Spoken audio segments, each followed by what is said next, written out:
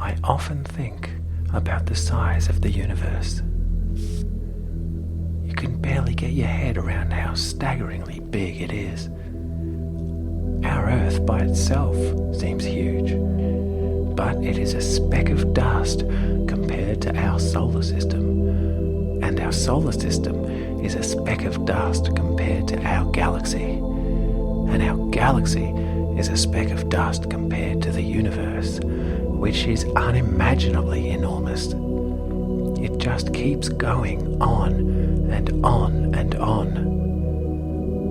Like you, I've wondered, where did all this come from?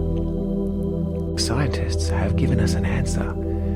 They've worked out that the already enormous universe is expanding. So simply by playing that backwards, it would mean that at some point it must have been smaller. And they've even worked out that at some point it would have been tiny. And they even know when. Scientists have determined that 13.7 billion years ago, the entire universe consisted of what they call a singularity. A single atom, a 10 millionth of a millimeter wide. This singularity then exploded and created all the matter in the universe in a nanosecond. So, like you, I've wondered, what caused that to happen? And also, what happened before that? The thing is that no one knows what caused the singularity to explode, and they don't know where the singularity came from. They know that there must have been an explosion, but they don't know why. And what about the other question? What happened before that? They have an answer for that, and that is that before the Big Bang, there was nothing at all. Nothing, which means there was no space and no time. The Big Bang then created all the matter in the universe, plus all the space and all the time. So what does that mean? No space and no time? If you don't understand that, join the club. So I wondered about this, and I came up with a theory of what caused all this to happen, and it's called Hydrogenesis. And I'll explain it to you now.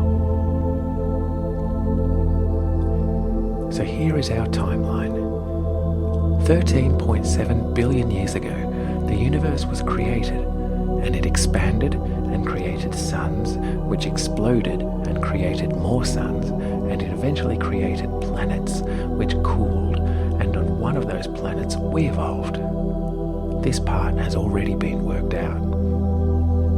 The question is, what caused this? And what was going on here? The idea that there was nothing, no space and no time, never sat right with me. Empty a room of all the atoms in it, and you have a vacuum. And that vacuum isn't nothing, it's still something. It's an empty vacuum. And vacuums are not nothing. Vacuums are actually filled with something. Scientists have worked out that if you create a vacuum, inside the vacuum isn't nothing. On the subatomic level, there are tiny quantum fluctuations happening all the time. These are called virtual particles.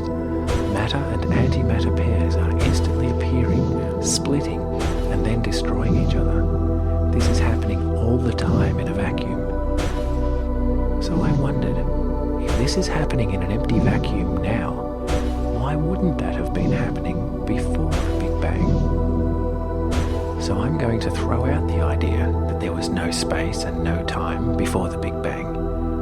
Before the Big Bang was a vacuum, and a vacuum is space, empty nothingness of space, which is eternal and limitless. And I'm saying that this eternal limitless space was around before the Big Bang, long before. And in this eternal limitless vacuum, it seems obvious that virtual particles were springing into existence and then destroying each other. So you're thinking that one of these virtual particles caused the Big Bang.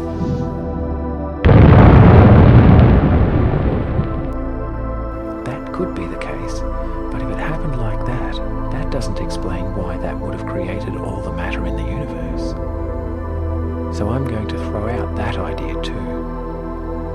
Let's take this timeline and ask, what happened? Not here. Here. Billions and billions and billions and billions and billions of years ago. So long ago that it would take 1 billion years just to write down the number of years ago. What if it was then that the first virtual particle appeared in the vacuum and then destroyed itself? What if particles continued to appear and disappear in this vacuum? And this kept happening for billions of years. What if every now and then a matter and antimatter pair didn't completely destroy each other? What if they left behind a waste product which could be positively charged, negatively charged, or neutrally charged? What if another particle did the same thing and 2 waste products were left behind? Well, if one was matter and one was antimatter, they would destroy each other. But what if 2 matter waste particles were near each other? What if they were attracted to each other and rather than destroy each other, they stuck together? 2 matter particles, 2 quarks, would have just joined together to create a single atom. What is a single atom? It is an atom of hydrogen. It could have been joined by neutrally charged waste particles, and the energy that was left behind from the destruction of other particles, which could have started to circle the atom. What if that then became an electron? That would mean that a single atom of hydrogen would have been created out of nothing. That would be hydrogenesis. What if it happened again and again and again? What if these solitary atoms kept being created, one every now and then, and gradually, over billions and billions of years, the vacuum started to be filled with atoms of hydrogen? I presume some atoms would be made of antimatter and some of matter, and occasionally these would meet and destroy each other. But I also presume that there would have been more matter than antimatter, so the matter atoms would have eventually begun to outnumber the antimatter ones. So what if this kept happening, and atoms kept being created, one at a time, for trillions and trillions more years? What would happen? The atoms would have started to cluster together. Their gravitational force would have pulled them into clouds. And as the clouds got bigger, they would have had a stronger gravitational force, which would have pulled clouds of atoms from further away toward them. Small clouds would have been pulled toward bigger clouds to make even bigger clouds. Then those bigger clouds would have been pulled toward even bigger clouds still to make gigantic clouds, and so on. If this kept happening all across the limitless vacuum, clouds of hydrogen would eventually have been everywhere, having been created one atom at a time over trillions and trillions and trillions of years. And eventually they would have clustered up into huge mega clouds of hydrogen. After trillions and trillions more years, these mega clouds would have been innumerable. They would have been everywhere throughout the vacuum and would have kept clustering up to form even larger mega clouds. Eventually, one cloud would have become the biggest of the lot, trillions of light years wide. It would have pulled all the hydrogen clouds together, using its gravitational force to pull other hydrogen clouds from billions of light years away toward it. The gravitational pull of this enormous mega cloud would have become so strong that nothing could resist it. From all directions, hydrogen clouds would have begun to hurtle toward it at magnificent speed. The gravity in the center would have begun pulling everything toward the center of the mega cloud, and it would have begun to spin. The space between the atoms would have become smaller and smaller, and the clouds would have been hurtling toward the center faster and faster.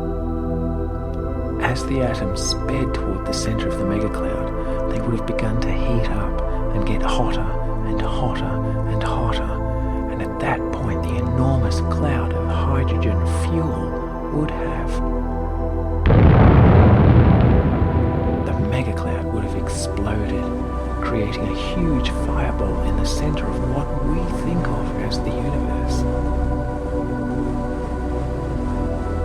So what if it was that caused the Big Bang 13.7 billion years ago?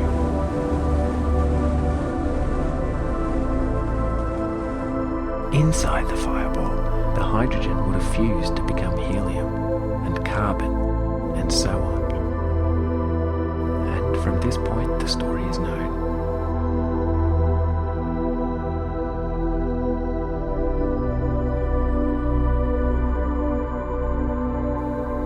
So that's my theory, hydrogenesis.